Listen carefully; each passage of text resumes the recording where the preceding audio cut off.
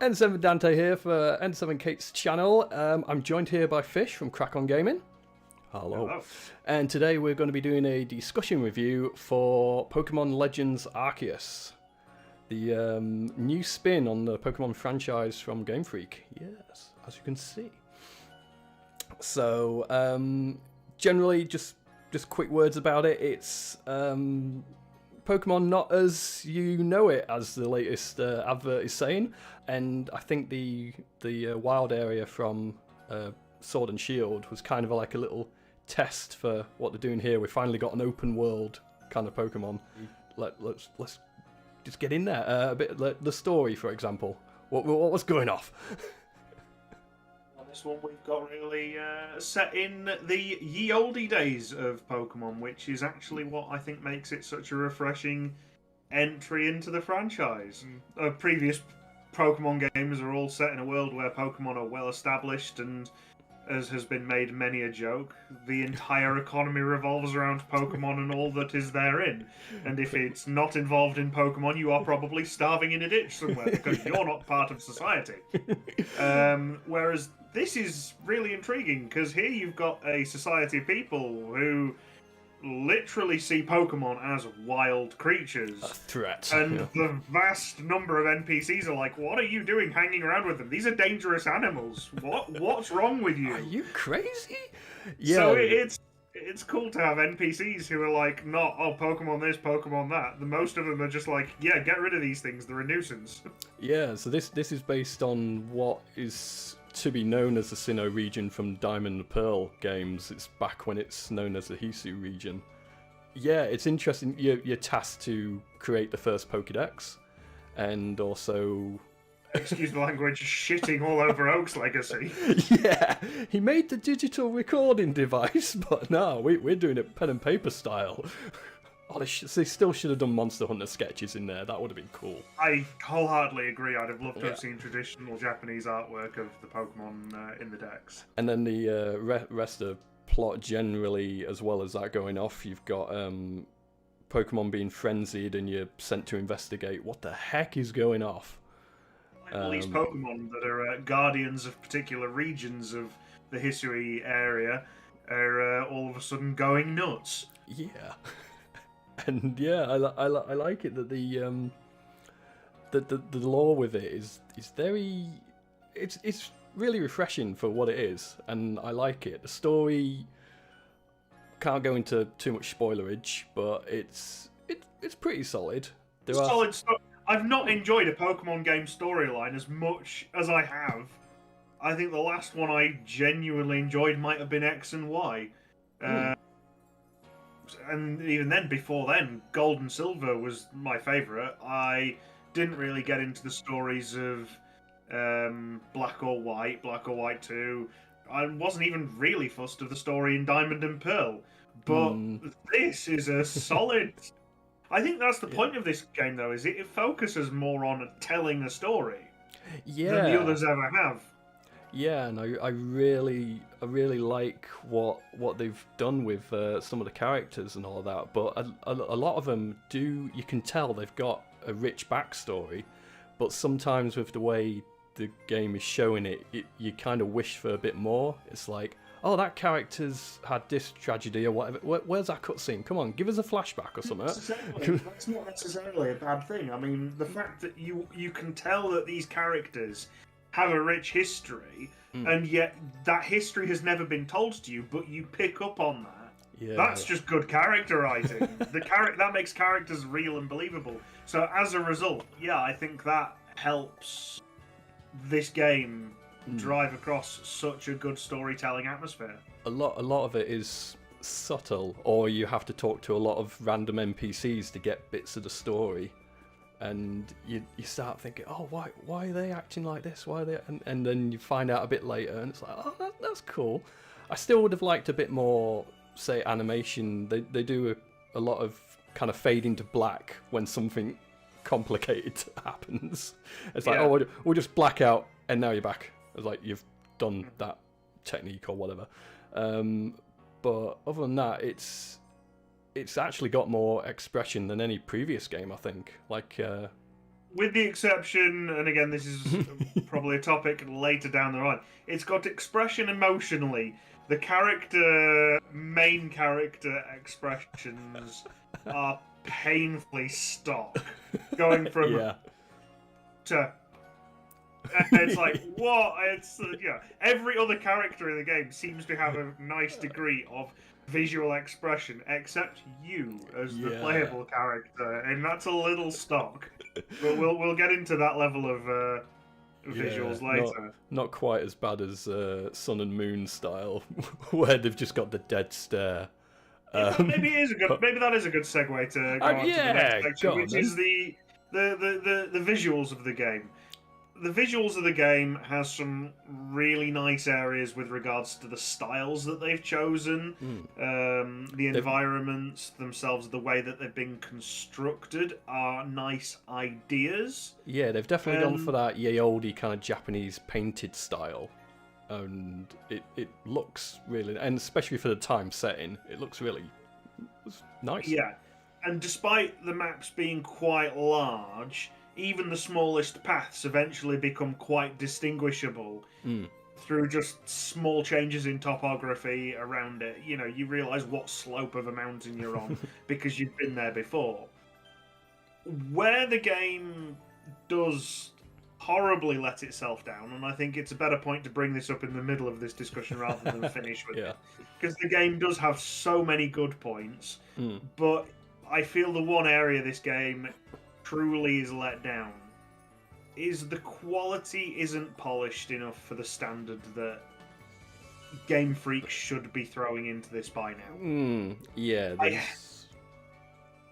I hate to complain about graphics when I think gameplay is far more important, but the visuals on this, the way that the grass can clip, the way that in some areas your characters are literally floating above the ground because the levels of where they're stood and where the ground isn't actually set.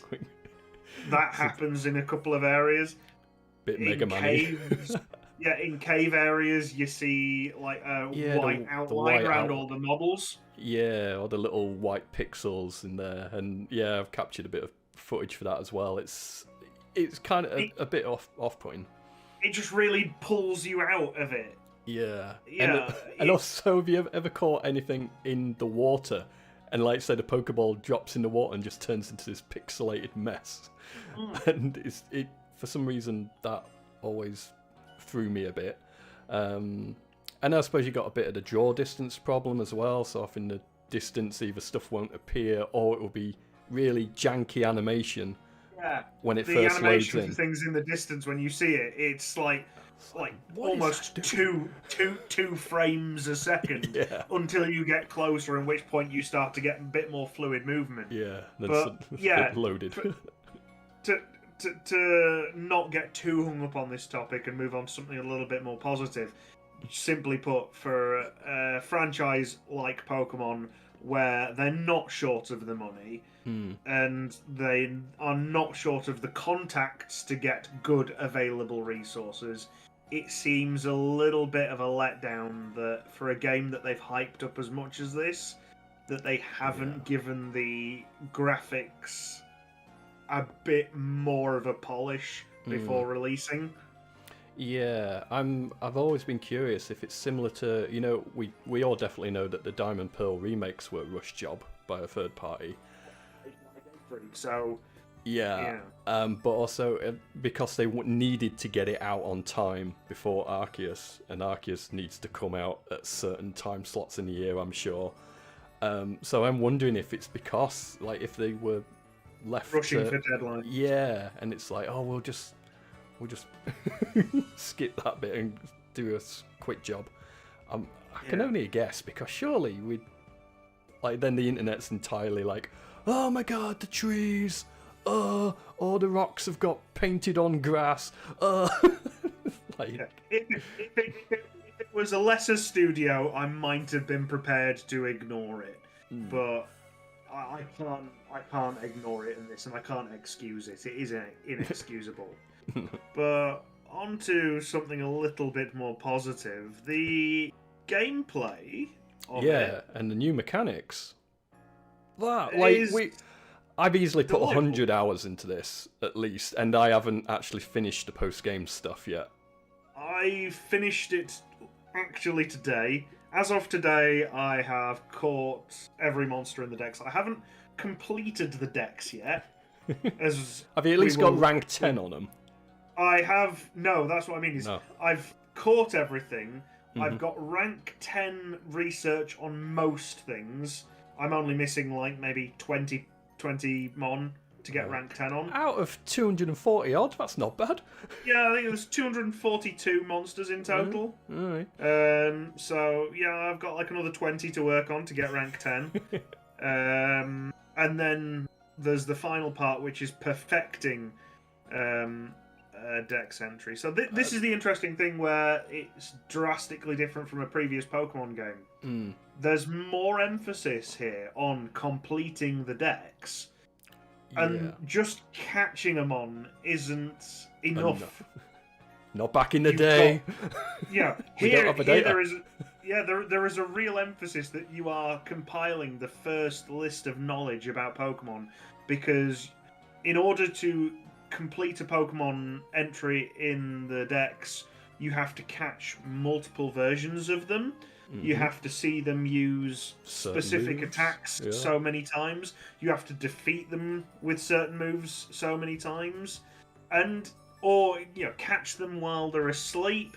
So it really does give you that emphasis that, again, you are researching Pokemon here. Yeah, it's sneaky, like with the such as defeating poor Gligar with the ice moves, because the game knows is trying to teach you, it's 4 times weak to ice. Do that. It's sneakily kind of teaching you some of the more super effective moves and that. But it is a person with OCD's worst nightmare. But at the same time, I cannot stop playing it. Right, it's a completionist's worst and best thing to have. It's like, ooh, I've got lots of stuff that's going to keep me busy on here. I've sunk about 150 hours into the game so far. Yeah, and you can do it passively, but also then you could just focus down. It's like, okay, pause the side quests. I'm just going to hunt in the wild. All I literally have to do now is perfect the decks. Is check off all those little tasks. That's the only thing I've got left in the game to do now. And I hear after getting rank 10 is just completing 10 little quests. Sometimes like the ones with the little red arrows give you double points, so you can get to rank 10 pretty quick with most mon. But yeah, if you max them all out, so that gets you a bonus shiny chance, and then I think fully maxing it ups your shiny chance even further for that one species, doesn't it? Yeah. So I think I've heard you've been lucky with the shinies. I've been very lucky with the shinies. That's another thing with the game. The mechanics in this game is the shiny chance is far better than it has ever been in any Pokemon game before this. Still only got one. The game, much like Gold and Silver, graces you with one obligatory shiny as part of a quest, which is nice of it. Because you'll be going around the overworld, I'll actually encourage people to play it with the sound on.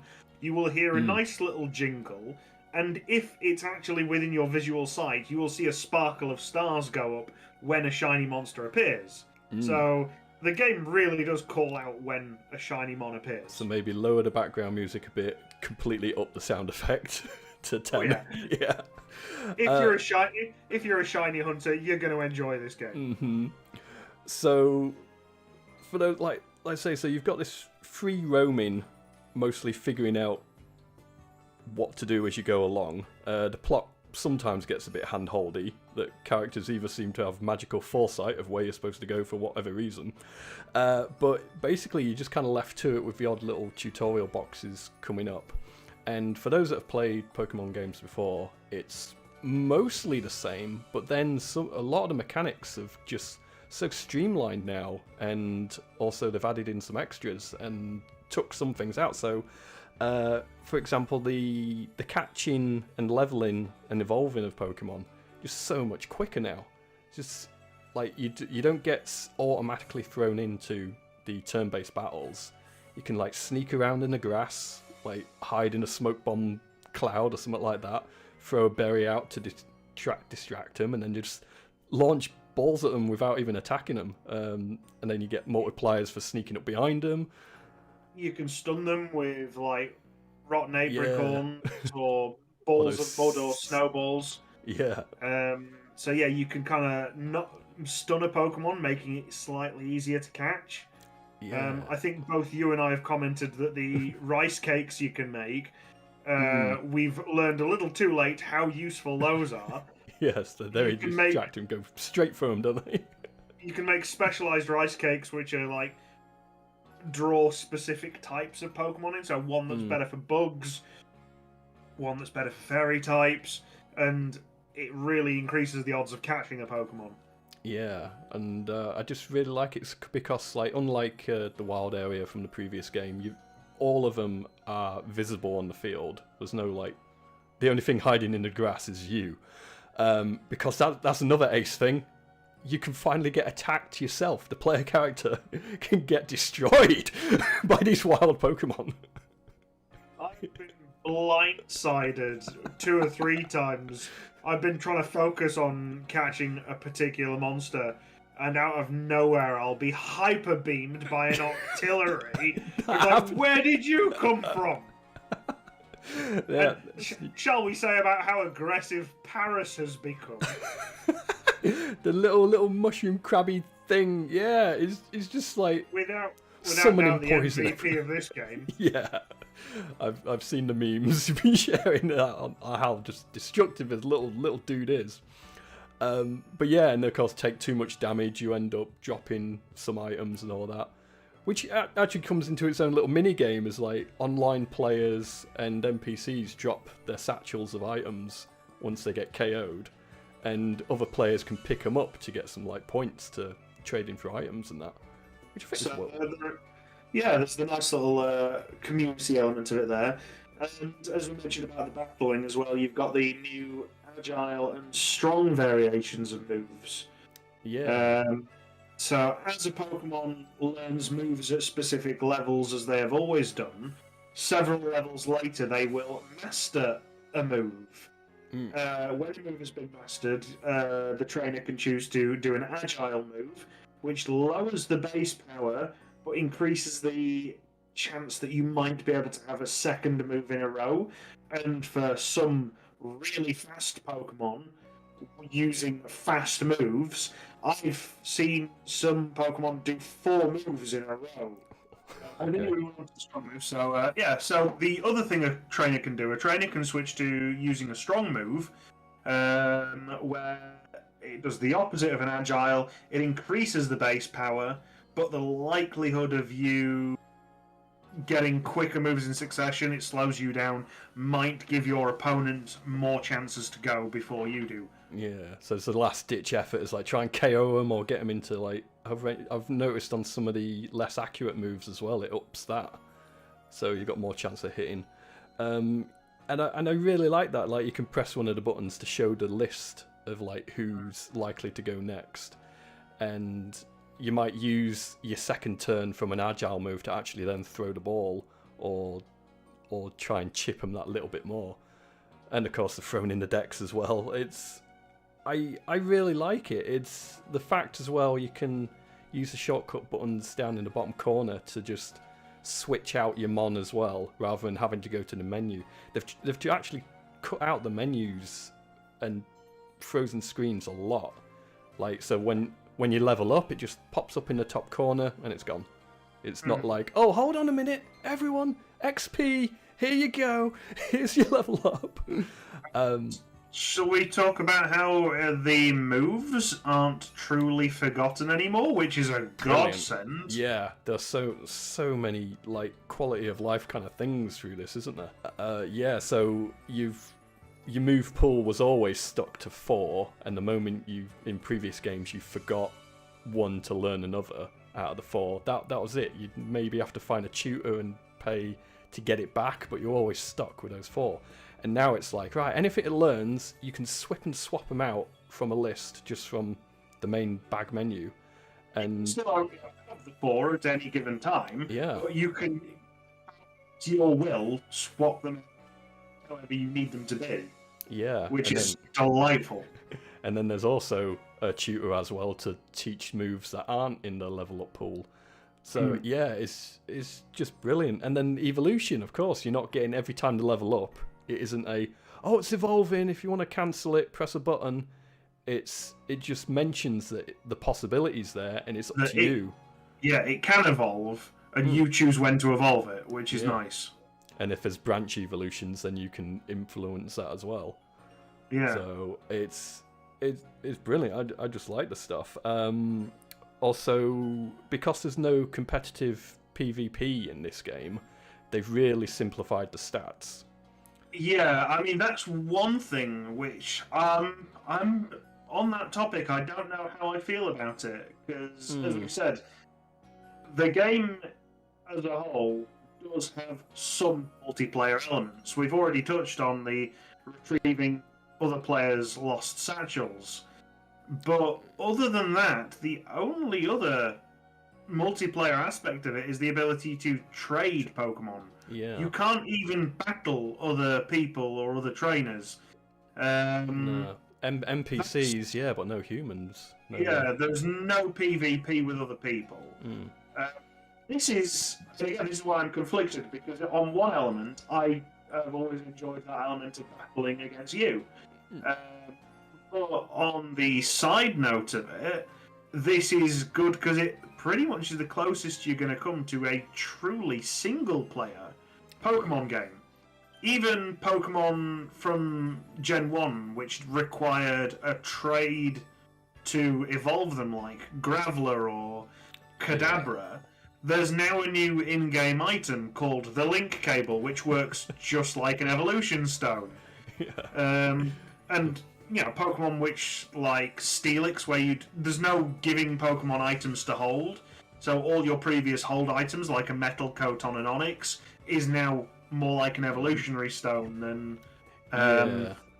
Which I suppose streamlines it for at least some of the evolutions, which is good. There's still some really complicated evolutions in there, especially with the new forms, but... Especially the new Pokemon, which we won't go into for spoiler purposes.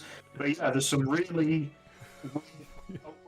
pulling out their evolution methods for some of the Hitsui region versions. So if you ended up with two Pokemon at the exact same level and the same nature, they'd have the same stats unless you use those rock and gravel items to like up them a bit more.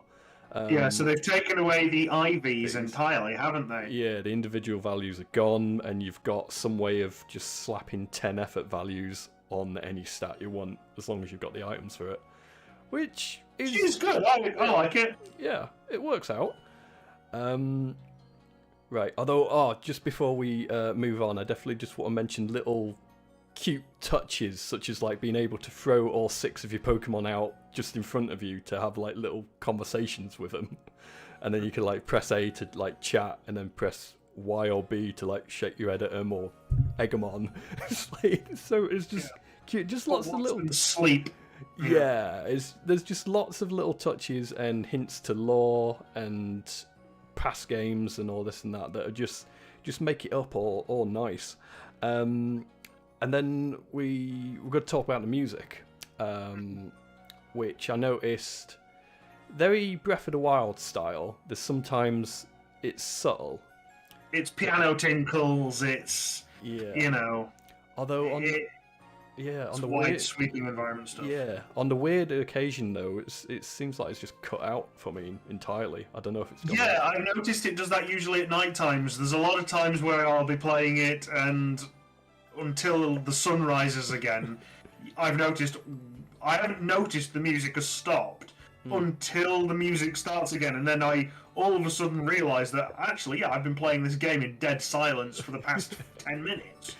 Which helps you hear the little sounds of all the cries that you can hear about. It's like, oh, I recognise that one. I'm hunting that. Let's go. Yeah.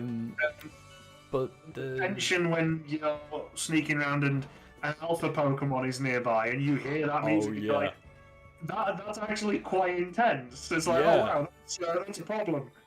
Especially when it just kind of spawns or comes out of the area and you're like, what? Where is it? Where is it? It's like the Guardians of Breath of the Wild. It's like, the tense music started.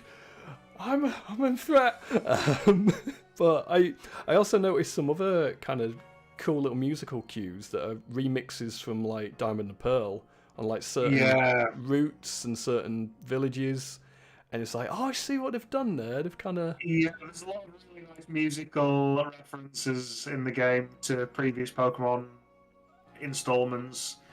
Mostly Diamond and Pearl, because again, it's implied that it's the same region as Diamond and Pearl, just a couple of 100 years before. Yeah, and of course the battle music's tried and tested and true. That's not really changed. But yeah, these little extra bits I like them. And then there's in certain distortion areas, you get like the music kind of goes all whappy. I think it's really cool. It is mellow most of the time when you're not in dire danger. So yeah, I'm hoping that in the future, I don't know whether they're going to think about being able to transfer your hard caught Mon into Pokemon Home or into future games. Surprised if they didn't, even if it's just a one-way transfer, like the ones from Let's Go Pikachu and Let's Go Eevee. Are they one-way transfers?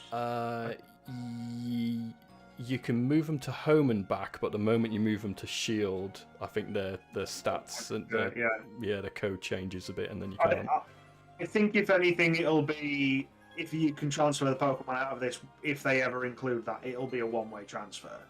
But that being said, with this game being so heavy on the point of just catching Pokemon left, right, and centre, you're not just going to catch one and raise it and you're done. You'll be catching 5, 10, 15, 20 of just like the same Pokemon.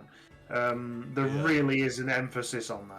Yeah, I keep filling the 30 boxes up, and I keep having to release stuff and say, right, let's keep ones that have got good natures and then work on them for the decks, and then the rest you're all going to have to go, which gets you little bonuses as well. But yeah, it's a bit manic.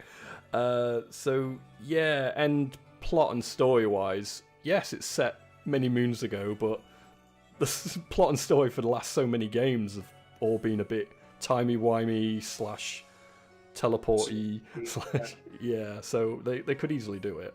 It's like, oh, that's been dead for centuries. It doesn't evolve into that anymore. It does now. So overall, I'd say it's been a pleasant, refreshing introduction to the Pokemon franchise. I'd like to see some of the things they've taken from this game and bring it into further games in the franchise. I'd like some of the quality of life things to be brought forward. Again, I'd really like to see Game Freak put the effort in visually to their next game. It seems like the last two, like Sword and Shield and Arceus Legends, both visually weren't where they should have been. Yeah. They were both a bit underwhelming visually, and it's not just the Switch. The Switch as a console is capable of better. Yeah, there's other games that have shown that off already, and I'm sure it's tied to merchandising and the anime airing and such like that. I'm sure they just got these deadlines all the time, but they really should just kind of pause for a bit and produce something really golden. My opinion of this as a game, in summary, is if you're a Pokemon fan, you'll love it. If you used to enjoy Pokemon and haven't played the games in years because they've been just too intimidating with like the emphasis on PvP, this is a good game for you to get back into that feeling of enjoying Pokemon again. It's refreshing, it's different. At the same time, it plays on enough nostalgia to make you think, you know what, this is really cool. This is why I fell in love with this franchise. Yeah. It's definitely like Kate's saying she wants to get around to it at some point. She's still got too many other games, but it's worth your time. It's worth your money. It's a good Pokemon game. Yeah, like I say, over 100 hours easy already, and I'm still waiting to play more. Like, can I just finish work so I can go play? It's been about 2 weeks now. Yeah. And technically, I'm still getting spoilers online because I haven't moved on fast enough. I've been too. You very much have got the Breath of the Wild. Yeah. What's going on with the story? And it's like 2 seconds later. What was I doing again? Because I'm just busy chasing things that are over there. Yeah, I say it's like, oh, I can see a collectible in the distance. Oh, there's something interesting over there. Oh, that's new. I haven't caught that yet. Oh, there's an alpha species. Oh, and yeah, it just and suddenly like 5 hours has gone by, and you're like, whoa. Oh, right, yeah. It's a good job that the map has markers for quests.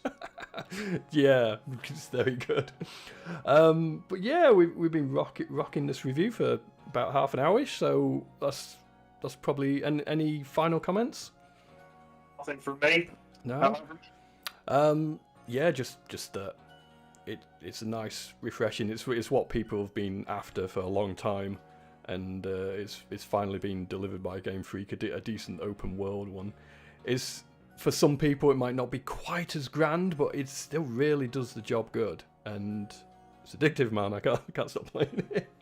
So yeah, after this recording, I'm going straight back on it. So. Yeah, all good. Right, so thank you very much again for joining me on this fun review. Pleasure as always. We will. And we will catch you all next time. Happy gaming, everyone. Janet.